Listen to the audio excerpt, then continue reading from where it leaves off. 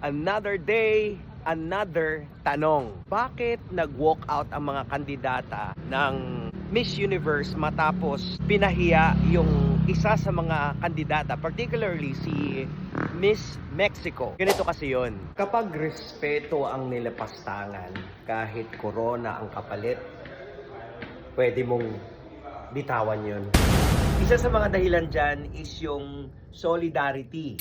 Ibig sabihin, hindi lang po ito laban ni Miss Mexico. Kumbaga, laban ito ng lahat ng mga kababaihan na ayaw na pinapahiya sa publiko. Second, integrity. Beauty queens ang mga yan. Alam nila pag isa kang beauty queen, isa kang reyna, pag tinrato ka ng mali, paninindigan mo kung anong tama. Beauty queens, alam nila mag-set kung hanggang saan ang limit. Ganyan ang reyna. Collective defense, yan ang tawag sa ginawa ng mga kandidata na yon.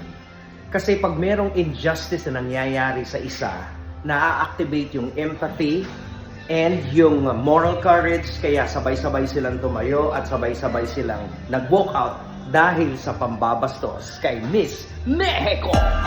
Now, let me share with you this word from the Bible from Galatians 3 verse 28. Ang sinasabi po ng Biblia, wala nang pagkakaiba pa ang Hudyo at Griego, ang alipin at malaya, ang lalaki at babae. Kayong lahat ay iisa na dahil sa inyong pakikipag-isa kay Kristo Jesus. Mga kaibigan, ibig sabihin yan, lahat tayo pantay-pantay. So dapat respetuhin natin. Hindi porket lalaki tayo, mataas na tayo sa mga kababaihan. Para po sa Panginoon, lahat tayo pantay-pantay.